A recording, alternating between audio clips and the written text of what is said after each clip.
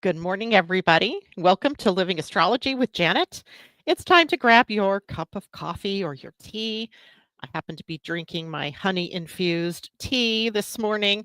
Sit back and relax while we chat about what is happening up in the stars above. And today we're taking a look ahead at the month of May. If you can believe it, it is May already. Now, you may be noticing that somebody's missing. My Tam is not here with me this morning. Unfortunately, she couldn't make it. But that doesn't mean that we won't be chatting about all of the things that are coming up for the month of May. So, as we dive in, because I have a lot to talk about today. Of course, May, the whole month. But May delivers a different kind of energy than April did. This is momentum building energy for the month of May, not crisis driven intensity that the fixed Grand Cross perhaps brought to your life in April. The skies are clearing, the pace is quickening, and the path ahead invites bold, steady movement a la Taurus for the month ahead. And it's really kind of exciting as we've had so many different things happening in the month of April. We will have a lot of things happening in the month of May as well. But the cosmic weather really is kind of shifting from the intensity of the April fixed Grand Cross into something more spacious, more stabilizing, even, and forward moving. This month brings momentum building energy. So, what have you been building in your life? Are you feeling it revving up? It isn't the crisis driven intensity that we have had in the past month. And we're entering a period where integration and clarity and courageous new beginnings really become possible, right? We've been in this dream mode. We've been putting the pieces together. We've been by large, by far and away, we've been clearing a whole bunch of stuff from our lives, whether that's in the physical, the mental, emotional realms, and clearing space so that we have room to do something different. And with Pluto moving retrograde, the first outer planet retrograde for the year, a full moon in transformative Scorpio, and Saturn preparing to leave Pisces, we're invited to reflect on how far we've come. We've come a long way, but also we have to get ready to move, right? Get ready to move. The skies are opening up, the pace is quickening, and the vision ahead is calling us to our destinies, calling us to that road ahead. And as we look ahead at May, by the way, I'm going to add this to the stage here where we can see I have the calendar already for the month of May. And as the show ends today, I will post this in Facebook and in the YouTube description so that you can download this and have it for yourself. And you can see, there's quite a bit going on here in the month of May. However, the energies for May are not quite as intense.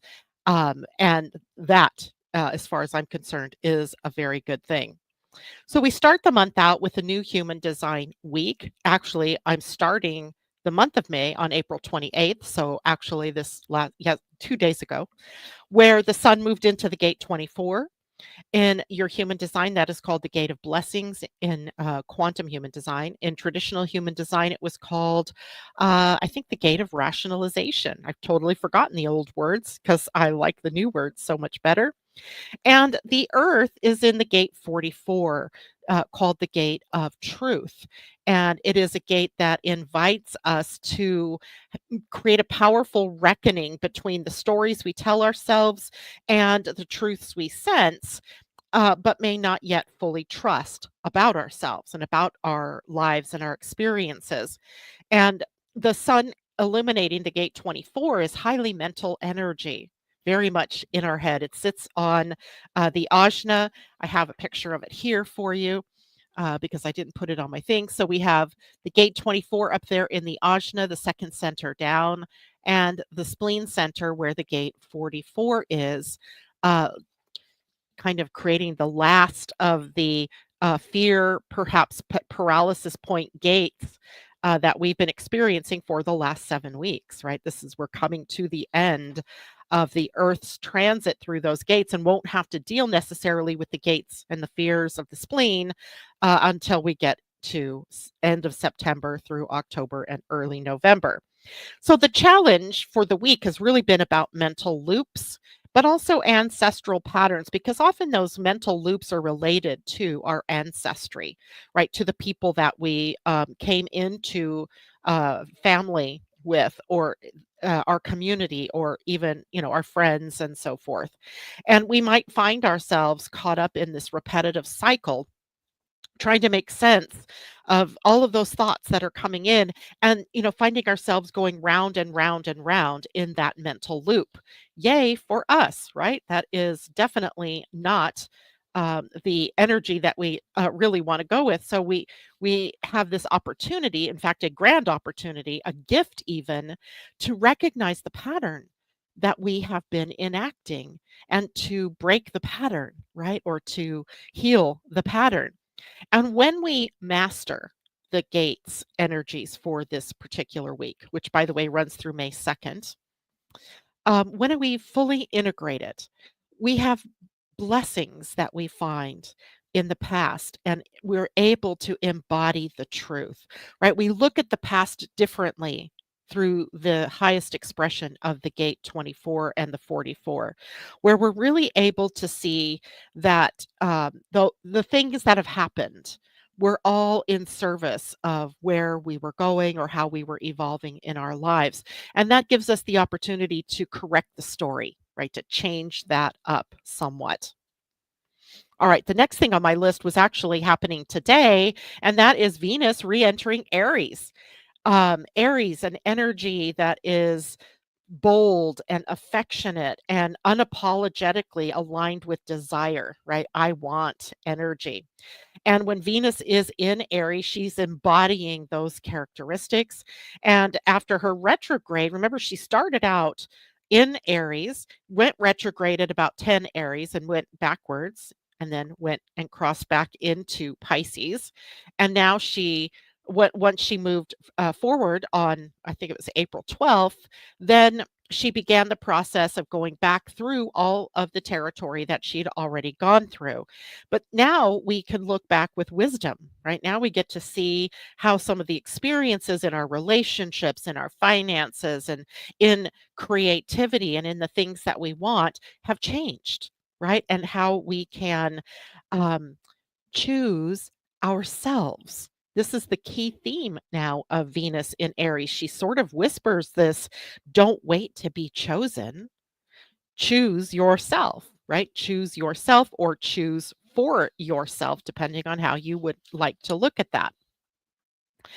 And then right after Venus moves into Aries, she'll move right into the arms of Neptune. And that actually happens on May 2nd, even though as soon as she moves in to Aries, right, she's within a degree of Neptune. So for all intents and purposes, Venus into Aries is into a conjunction with the planet Neptune. And this is sort of an ethereal alignment. Anything that touches Neptune, or anything that Neptune touches, becomes sort of ethereal, spiritual, and imbued with sort of mysticism and a magical kind of quality. And here, what we have is this ethereal alignment that blends the heart's longing with the soul's mysticism, right? So we're blending the heart and the soul when Venus comes into connection with Neptune.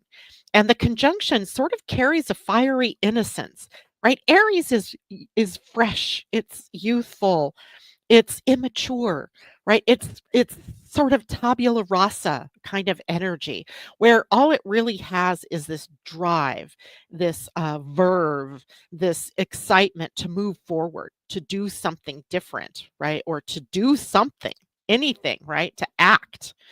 And in a way, that innocence allows us to move forward without preconceived notions of how it should be, what it should be, where it should be going, how it should be unfolding, and all of that. So, if you go into this aspect with an open heart, then you have the opportunity to align yourself with your soul's vision, right? It becomes something that's just very magnetic, even pulling you forward into your destiny, if you will. And so, idealism meets bold romanticism here. And it may feel like you're falling in love with a dream, or that you're falling in love with a vision, an ideal, or an idea, and even a version of yourself. So, falling in love with a version of yourself that is not yet fully born. Maybe it's just emerging. However, there's also the risk of disillusionment. Anytime Neptune's involved, there's always that. What seems magical on the surface may not be sustainable, right? So stay open, but also stay grounded while Venus is in Aries. This transit really asks the question, can you hold the dream and the truth in the same breath, right? The truth, a la gate 44 in human design for the human design week. Okay. And after Venus moves into Aries and into the conjunction with Neptune, we run right into the next human design week where we're finally done with the gates of the spleen and the earth moves us toward purpose. The earth will be in the gate 1, called the gate of purpose, and sun will be in the gate 2, the gate of allowing. I really, really love the energy of these 2 gates when they come together. This is kind of going to be, and this, by the way, this week will be May 3rd through the 8th, right? So taking us into the first full week, if you will, of May. And remember, human design weeks work a little bit differently than the calendar weeks. The calendar weeks are always 7 days. The human design week can be 5 or 6 days. So it moves up at a pace that's a little quicker and gives us sort of the snapshot entry points of what the energetic signature is for that time period. And the energetic time signature, if you will, for May 3rd through 8th is about heart opening. And yet it's a gentle heart opening, but it's powerful and it invites us into an alignment with our soul's flow.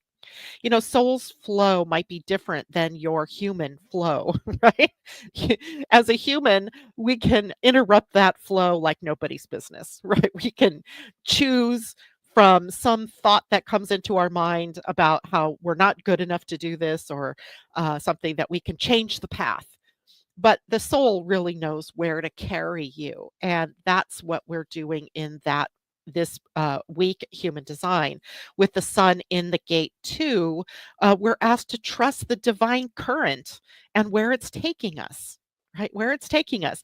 The earth in the gate 1 is grounding you into your creative purpose. Why are you here? What am I here to do? And literally what we discover is that's all built on what it is that you want to do. What are your desires, right? And then, as well, the same week on May 5th, Saturn moves into the gate 25, where Neptune is. The gate 25 is on the identity center, the G center, the soul center. And the gate 25 is all about spirit and the love of spirit and how spirit is within you, right? And you are within spirit. And 25 is where Neptune is as well. And what we have is this week of heart opening with the gates 2 and 1. And then we have Saturn at 25 joining Neptune at 25 to create this path of soulfulness or inspiritedness. And this tells us, this is the bell ringer, if you will, for Saturn that, you know, something's up. He's getting ready to change. He's moving out of Pisces this month and into Aries to join Neptune. And the opening salvo, if you will, is his move into the gate 25. And it's calling forth, you know, our capacity for spiritual patience, presence, and our ability to tap into universal love, oneness and unity, all of those types of things. Now, there's a challenge in the gate 2 and the gate 1 that we'll have to contend with. And that's one that, you know, gets us every time. And it's this concept of deservingness. And do we deserve to have everything we desire? Right. And on the surface, your mind may say, yeah, hell yeah, I deserve that. But then do your actions match that? Right? Do the things that you say and the things that you actually do match the fact that you're deserving, that you're truly worthy of the things that you desire?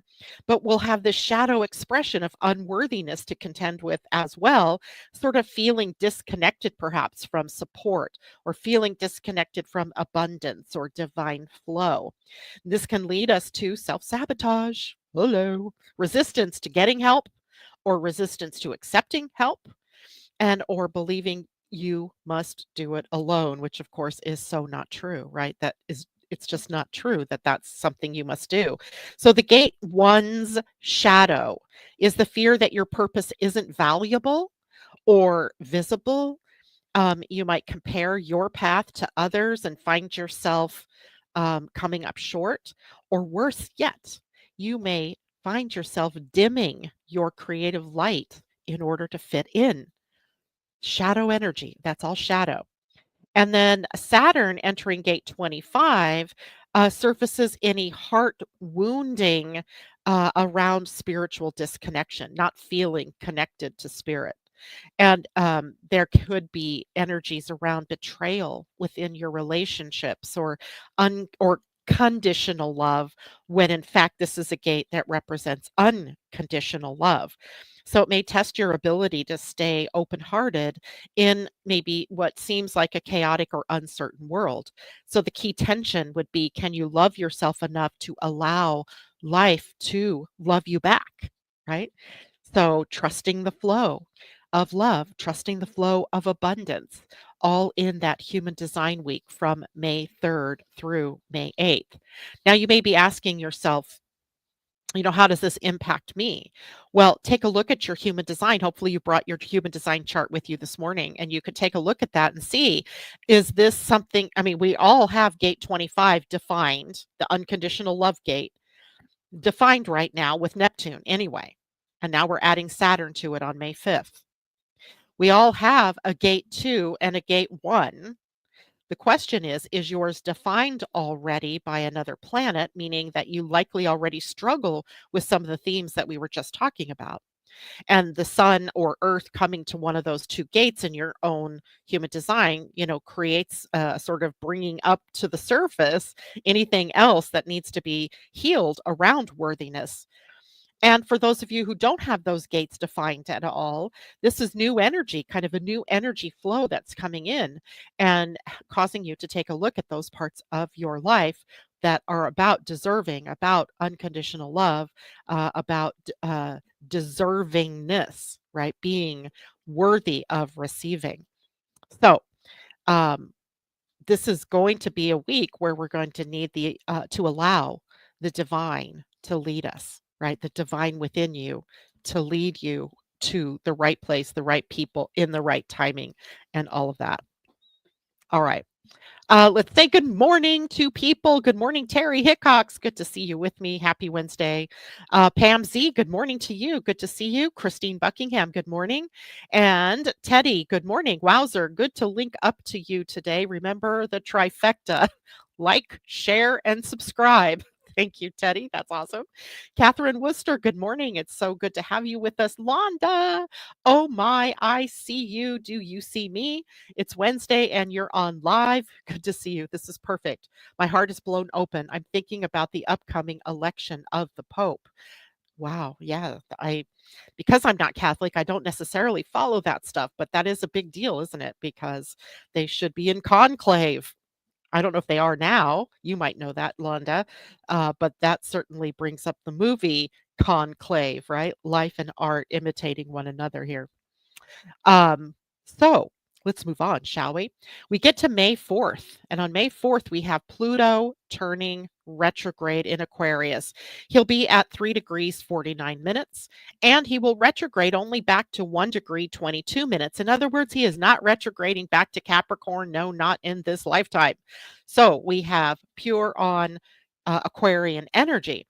However, when Pluto, the planet of power and transformation, moves into retrograde, it pulls everything that's of a transformational and empowering nature into our inward selves, right? It's an inward turn, if you will, in the collective journey of transformation.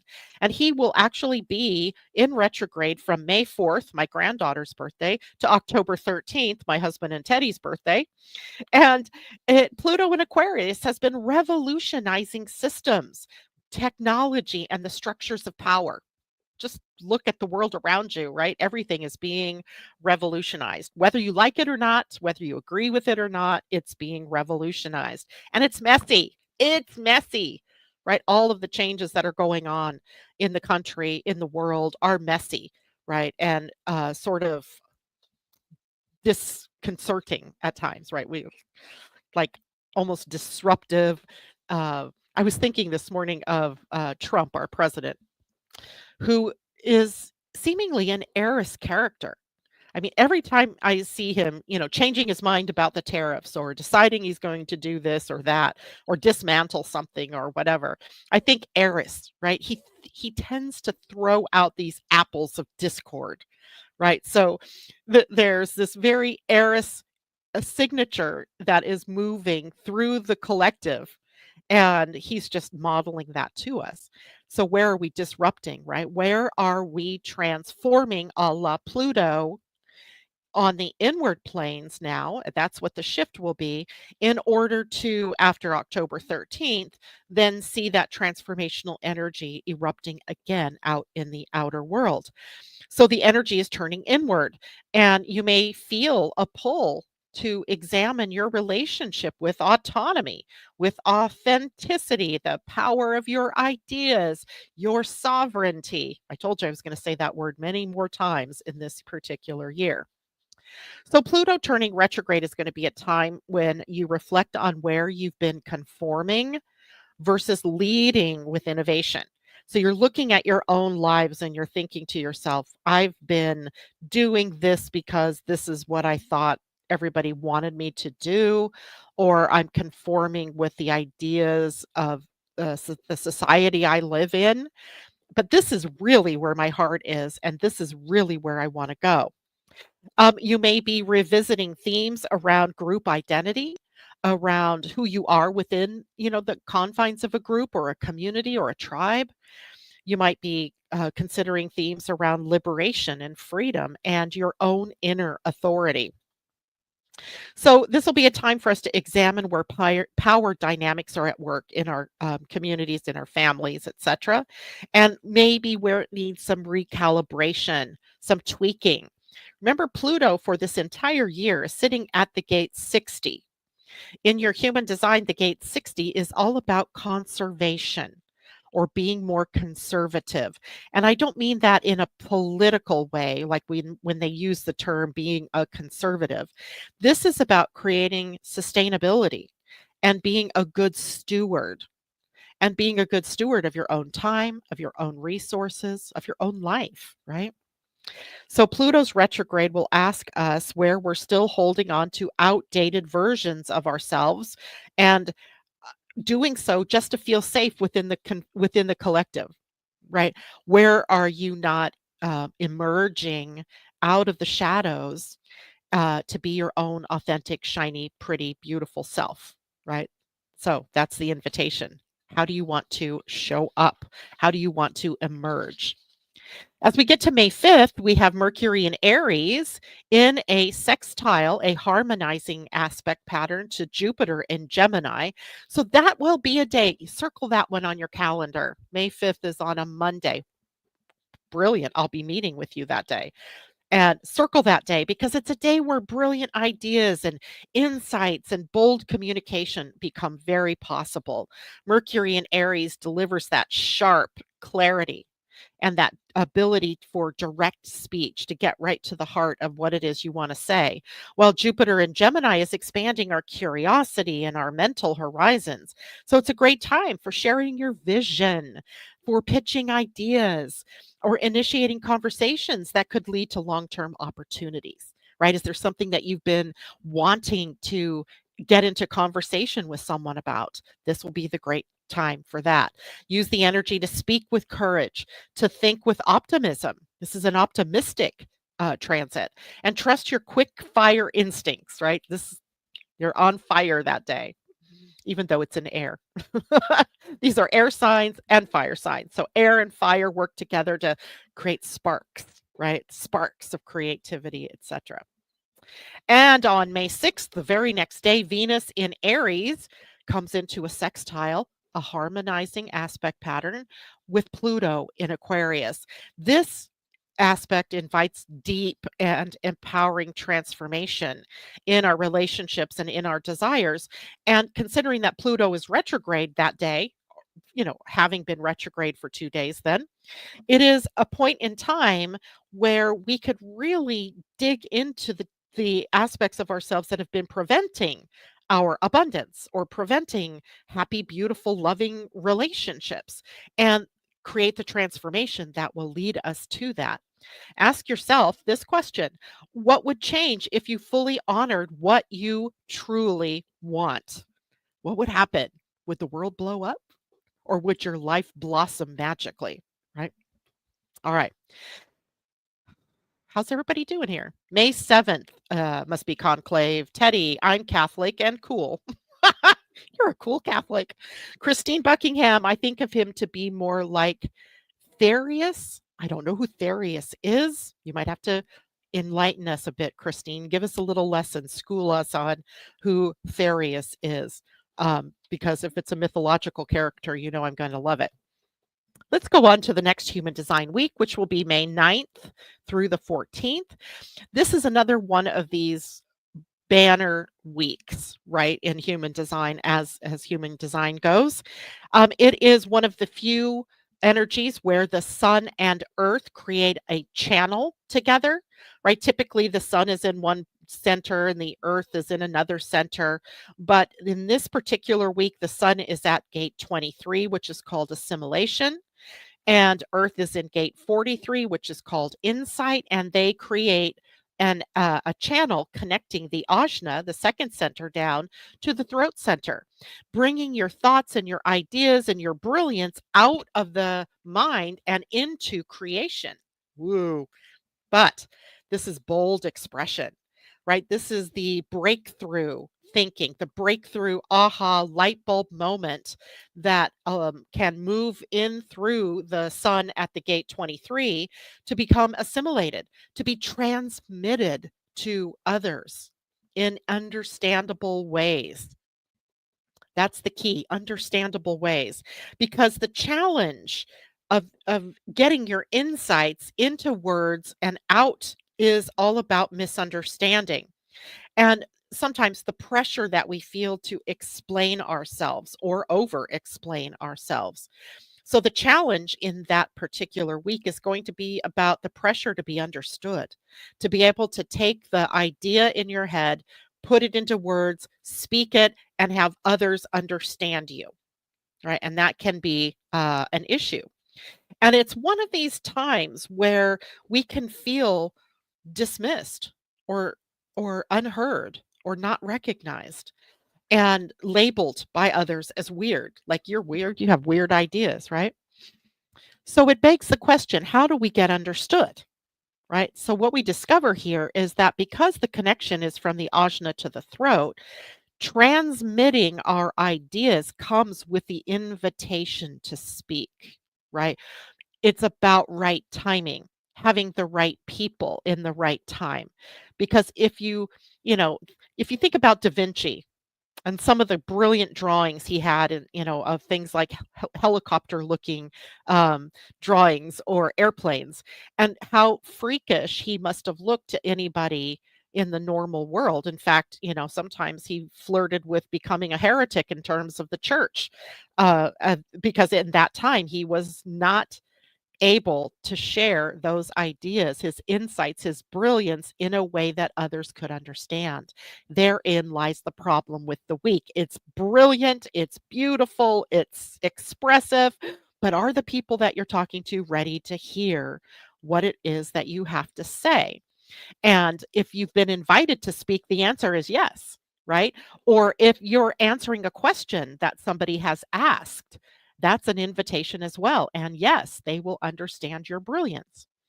But otherwise, what happens when you speak out of turn is that you start withdrawing your voice out of the fear of being misunderstood, right? You start shutting down that creativity. And speaking before you're ready is really diluting your message, right? People don't get it. It's not the right time. So be careful with that particular week. The gift in that week will be about clarity and expression of truth, being able to really put that idea into words with the right time, with the right people, and them being able to understand you, to see your vision, right? I have a quick story about something about this gate. 7 or 8 years ago, 8 years ago now, this little known woman that to me anyway, I did not know who she was, contacted me. Her name was Tam Veilleux, and she said she was actually referred to me by another person that I knew in my Facebook groups or something, and she had a vision. And up to this point, nobody was able to catch that vision. And her vision was the energy almanac, right? Was the idea of putting out an astrological book that allowed people to follow the strands of energy through the different weeks and months of the year and then apply that wisdom and knowledge to their own lives. I saw her vision. I got her, right? In the right timing. And it was during this week with the sun at 23 and the earth at 43 that this happened, right?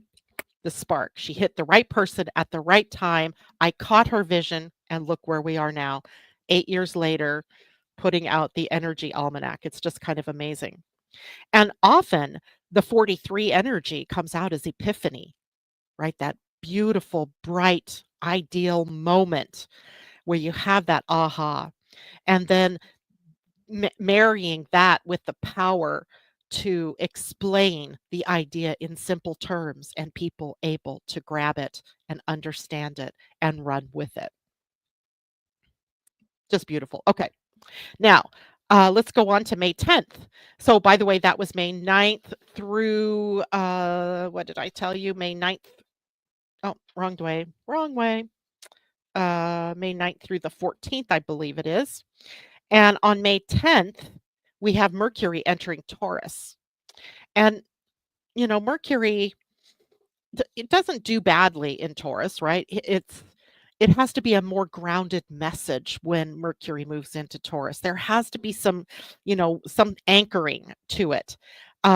It's calming, right? It can calm Mercury's crazy, quirky, quicksilver mind into, a slower pace because thoughts slow down when Mercury is in Taurus. Communication becomes more deliberate, and your mental energy really seeks grounding and clarity. We're really digging in to look for the truth, perhaps. And it's a time when, Mercury is often indicated when we're trying to build something or we're trying to create something, right? It's the Mercury ideas and information that's, coming into reality. So the time when Mercury is in Taurus is a great time to build out your plans, to speak purposefully, and to let your ideas really take root, but in reality, right? Out of the idea realm and into the earthly realm, right? Into the ground. Mercury in Taurus is going to remind us that the most powerful messages that we have are the ones that last, the ones that take root, right? The ones that really shine in people's minds. It's memorable, memorable. All right, then we get to May 12th. May 12th is the full moon in Scorpio. And this will be at 22 degrees of Scorpio, and it happens at 12:57 p.m. in Eastern Daylight Time. So it's a daylight full moon. Plus, we'll also have Mercury in Taurus squaring Pluto in Aquarius. So it brings some powerful transformation energy to us, but not without challenge, right? Not without some kind of obstacle, perhaps, that we have to work through. So this full moon on May 12th is deeply charged and emotionally catalytic, right? Scorpio holds deep water, deep emotions. So that day, the sun is also conjunct Uranus or close to the conjunction with Uranus, and the Taurus moon is opposing Uranus. So this lunation time, this full moon stirs the tension between stability and change, between control and surrender, and also between safety and emotional risk. Scorpio moons always dig beneath the deep surface. Dig deep beneath the surface is how I meant to say that. And this one will be kind of electrified with the close position of the planet Uranus and with the potential for unexpected revelations or events or radical release, that type of thing. And the Mercury Pluto square intensifies this even further, bringing this ability to tap in with mental piercing intensity, and maybe that leads us to obsessive overthinking or over analysis. We'll have to balance that during this moon. And remember, this particular moon will be about words carrying weight. So what you say is important. And then thoughts can lead to transformation or to power struggles, right? This is a big moon. And I'll have an article out later in the next week about this full moon in particular, because it is so transformational or potentially transformational. And now that leads us to another human design week, the week of May 15th through the 20th. And now we're getting ready to shift out of Taurus during this week and into Gemini, even though we haven't quite made that shift. We'll make that shift on the 20th. Um, so we're closing up the Taurus journey through the gates with the sun at the gate 8, the gate of contribution, and the earth in the gate 14, which is the gate of prosperity. So it's kind of nice because this particular gate duo kind of brings it full circle, right? We've had the ideas, the brilliance of the ideas. We've had this push toward living our purpose and allowing ourselves to be abundant and deserving and worthy. And hopefully, we've dealt with any of the shadows around doing those kinds of things. Now we get to make the contribution and create the financial flow.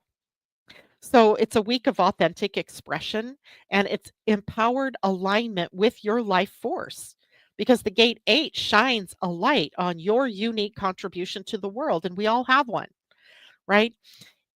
Your contribution is your presence, you being here at this time in the relationships that you're with, in the people with the people in your lives, and the jobs that you do, the places you shop. You're contributing, right? You are a contributor. And while the earth in gate 14 is anchoring that expression of your contribution, it aligns to inner prosperity, but that also shines outward as outer prosperity. So the challenge in that particular week is going to be about the feeling we need to prove our value and our worth. This shadow shows up as trying to fit in or proving you matter by being what others want you to be. But the gate say 8 says, no, no, no, no. You have to be you. You have to be your authentic, unique self. You can't do that by trying to be something you're not, because then you're compromising yourself. You're compromising your value, your values, right? So before you, what this can translate into for most of us, I think, is feeling this need to be accepted before I'm going to share my voice or my gifts or my creativity with you. But that's backwards, right? That's backwards, because you're not here to be accepted, right? That isn't the whole point. You're here to be you, right? Your unique self. So gate 14's shadow now, that's the prosperity piece, is really about a misuse of your energy, either overworking to gain prosperity, like if I just do more and create more, then I'll have more prosperity, or misaligning your energy with obligations that don't serve your spirit. Again, that does not lead to prosperity. So the key tension is, are you sharing your gifts from your overflow or from a need to be seen and approved of? That'll be a big question that week. The gift, of course, is when you express yourself authentically, and then that creates this empowered flow of clients or customers or prosperity or opportunities, right? And you're powerfully and unapologetically showing up as yourself.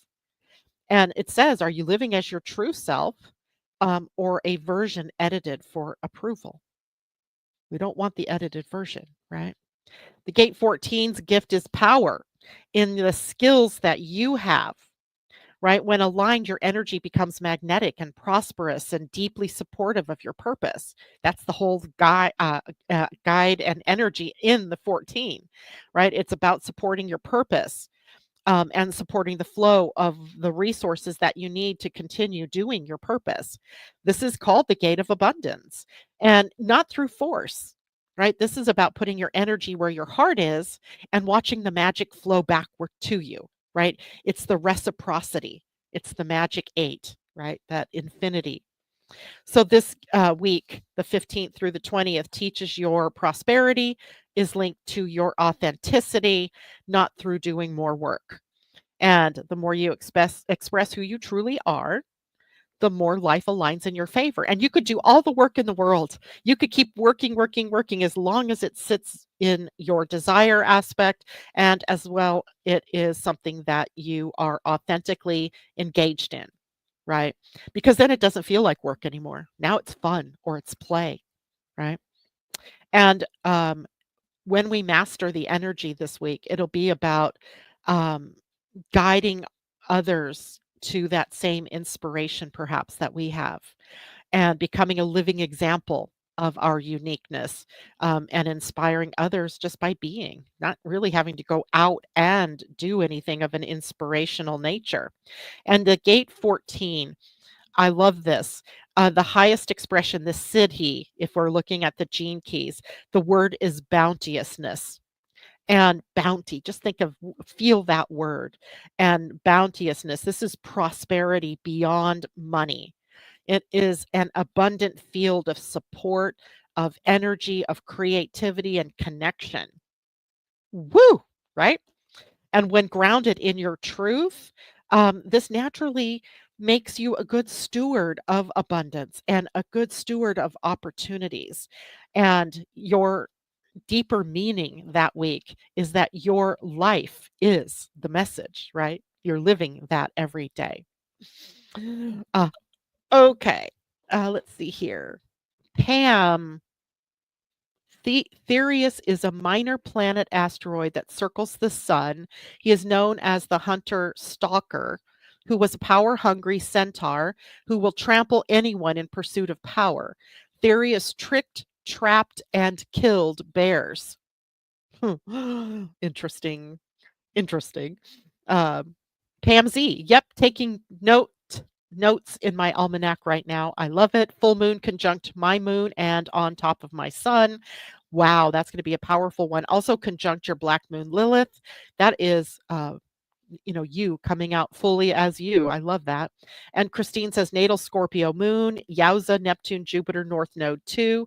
Interesting time. May could be a very interesting month for the two of you gals. May 17th. Now we're getting mid-May, and wow, I got to get going here. Sun conjunct Uranus and Taurus. So this is the heartbeat of change.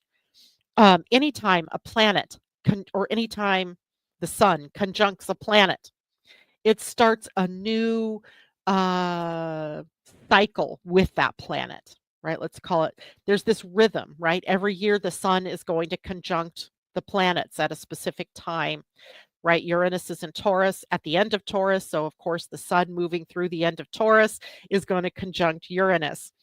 And when the sun, the light of identity, meets up with Uranus, the awakener, it grounds in this Taurus building energy, this need to be a good steward of the planet, and expect maybe sudden insights or revelations or disruptions, since sometimes Uranus can create disruptions that will be around your self worth or your security, your stability.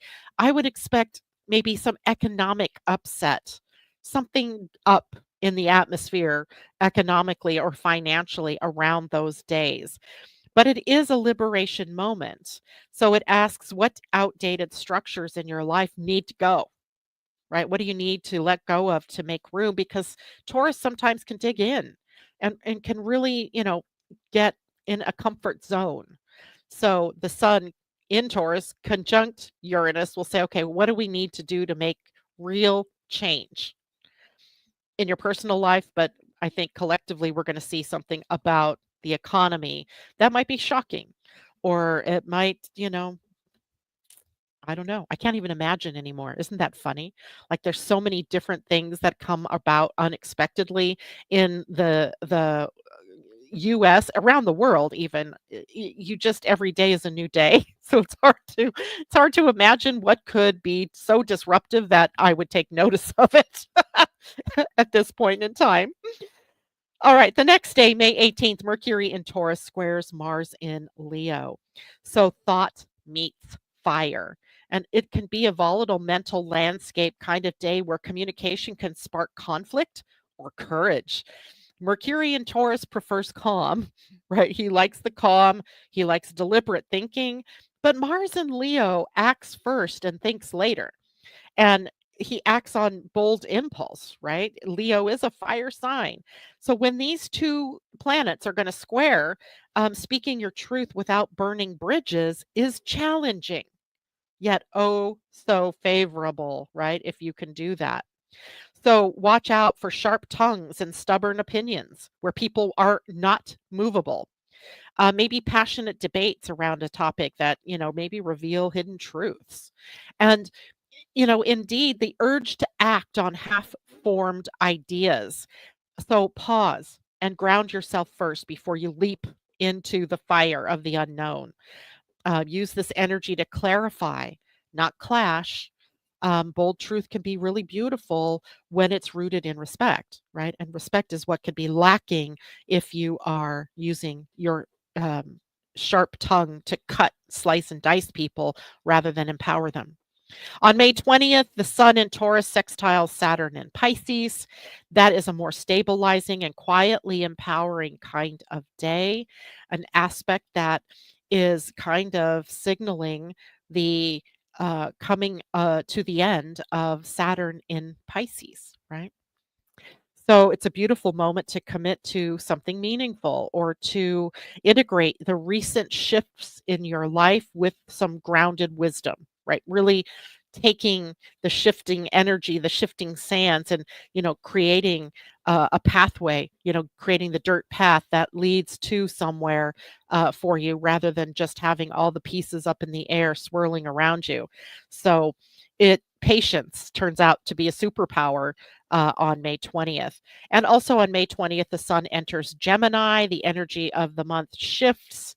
The energy sort of lightens up. It becomes more airy, curious. And after a month of the grounding energy in Taurus, the Gemini season invites cooperation, connection, conversation, mental stimulation.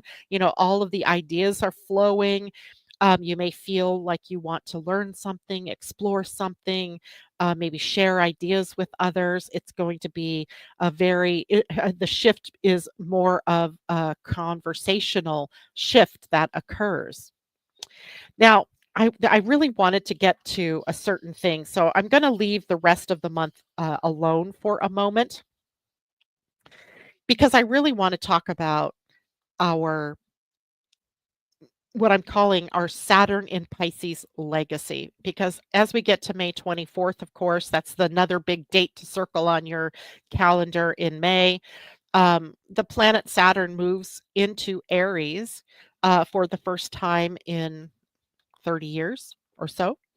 And It signals a new beginning, not only because Saturn is moving into a new sign, but also because it's the first sign of the zodiac. So it starts a whole new cycle of Saturn moving around the zodiac.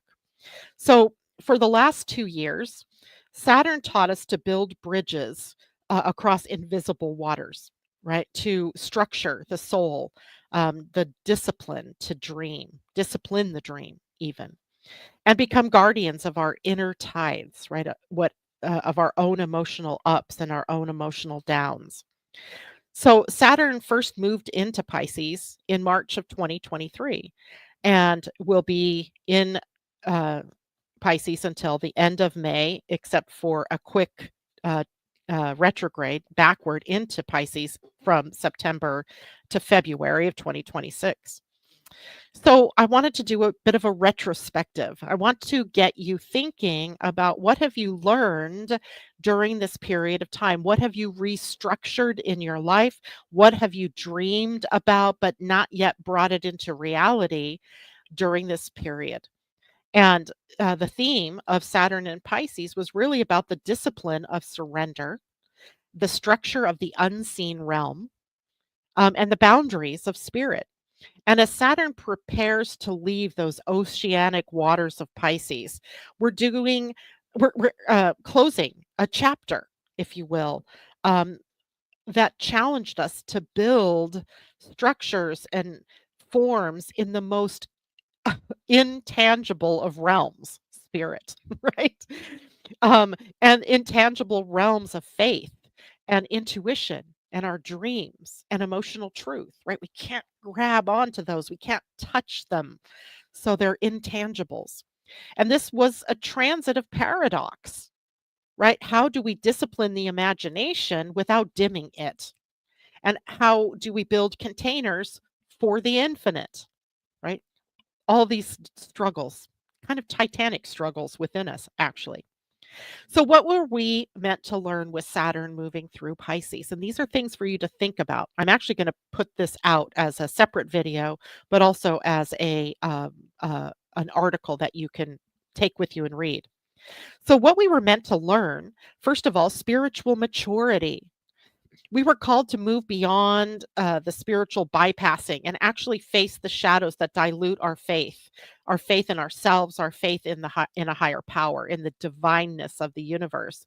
And Saturn asked, "Is your belief system resilient under pressure?" Because we were under pressure. We learned about energetic boundaries. This transit required us to create structures for managing our energy, especially for people who are empathic or sensitive to others' energies. Disciplined solitude was required, emotional sovereignty, and what we could call energetic hygiene. Making sure your energy is your own and that you're not bleeding into others or taking on inappropriately other people's energies. We were meant to learn about a commitment to healing. You know, Saturn in Pisces wasn't about instant enlightenment. If you thought that was going to happen, it wasn't going to happen. It was really about committing to the long emotional and spiritual healing journey, looking at it as a journey, a step by step, tier by tier kind of journey. And then there was disillusionment as an initiation. How interesting is that? Many of us faced crumbling dreams and or the exposure of false dreams or false gurus or false prophets, if you will. Saturn sort of stripped away illusions so we could build, new visions that are actually rooted in integrity.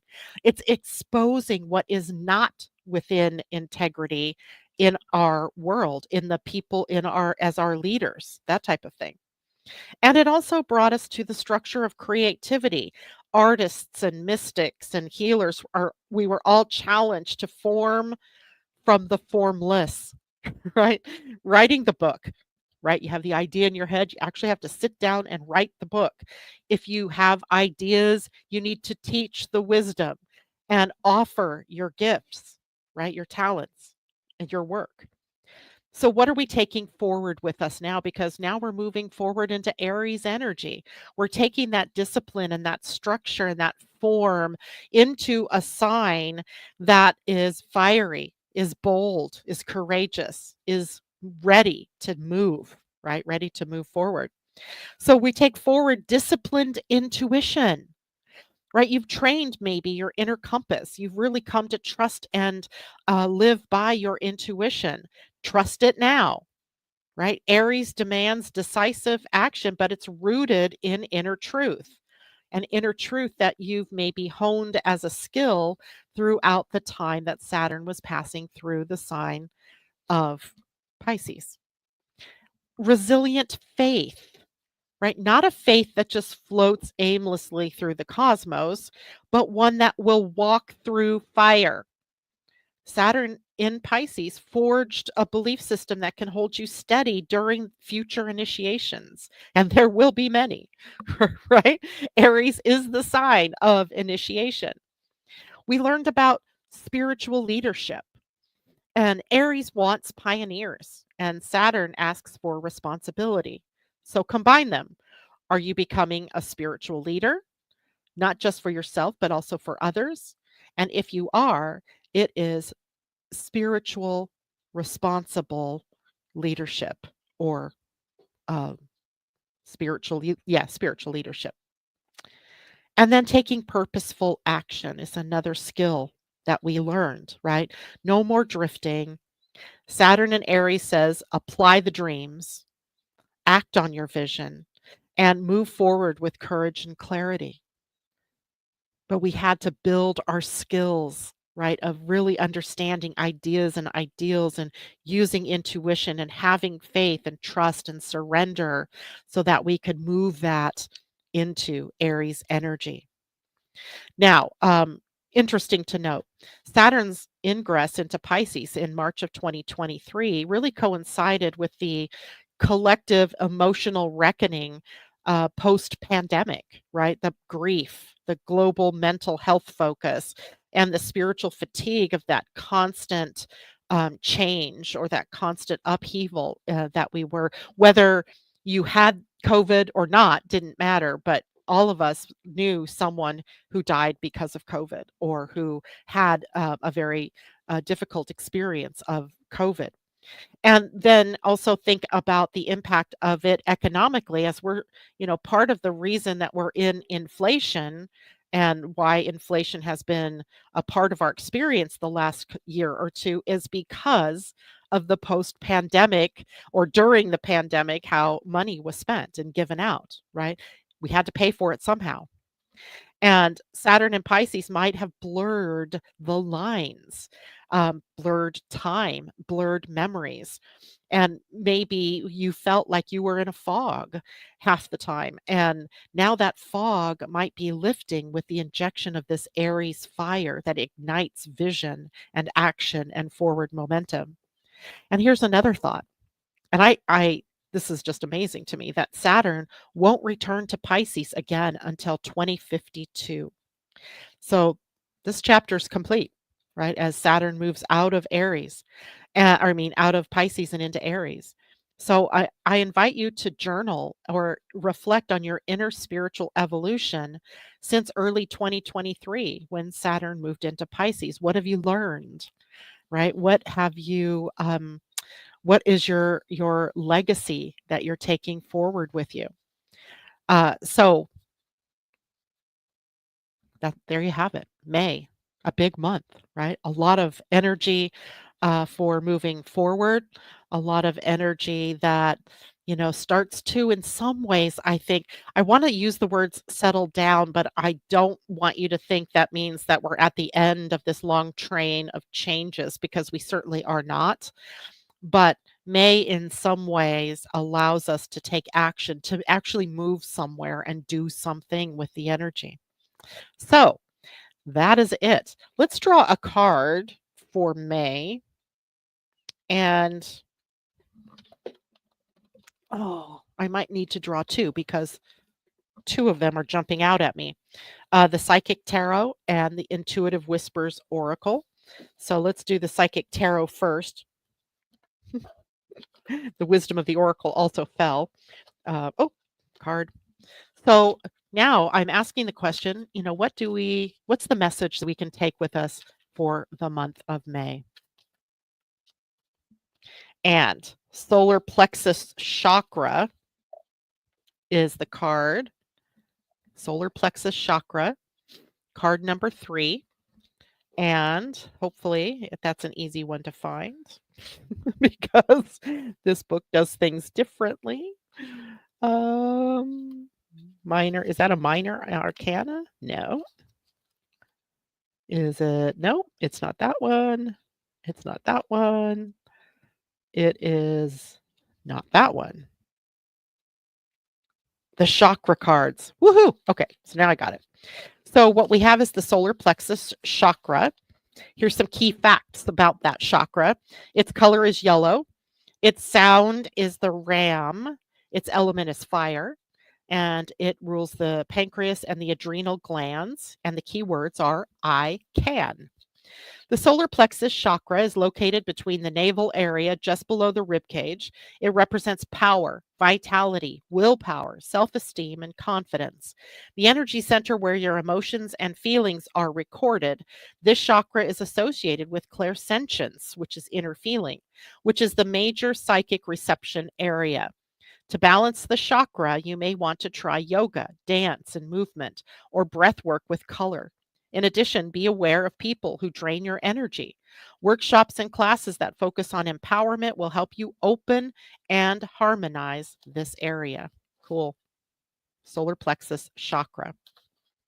And one last card, the Intuitive Whispers deck. While I'm drawing this card, I need to tell you about something super exciting. And I know we're after 9, but I don't care at this point. Because the Energy Almanac, which is now Tam and I, we're doing presenting a series of webinars that will start May 21st with Saturn's move into Aries, right? Taking a deeper dive through that. And they're $22 webinars. And the first one, May 21st at noon, my time, and 3 p.m. East Coast time, all recorded. And totally wholly supporting the Energy Almanac, right? So look for that. We'll have that information coming out this week. May 21st, 12 noon, Saturn and Aries. What can we expect? And the card I pulled from the Intuitive Whispers Oracle deck is 37. Let this be your sign. Number 37. Let this be your sign. Okay, we'll do that. And 37, it says, have you been waiting for a sign? Something to give you the volition to make change happen? Well, this is it. Right here and now. What have you been wanting to achieve, change, or create? It is no coincidence that you have pulled this card. Your subconscious led you here to give you the nudge you've been waiting for. This is an exciting opportunity for transition, so do not be afraid to take the leap. You deserve a life filled with passion, purpose, love, and beauty, so clear away whatever is holding you back and follow the sign. It is saying onward. And how to use this sign. You already know what you need this sign for, so trust yourself. Take a look at your life right now and ask, how can I find more passion, purpose, and love? This sign is divinely timed to wake you up and show you what you have been missing out on. Don't miss another moment. Let this be your sign. I love it. All right. Now, that is it for me, guys. Thank you so much for joining me. And I will see you on Friday when we'll take a look at the weekend. All right. Blessings, everybody. Bye for now.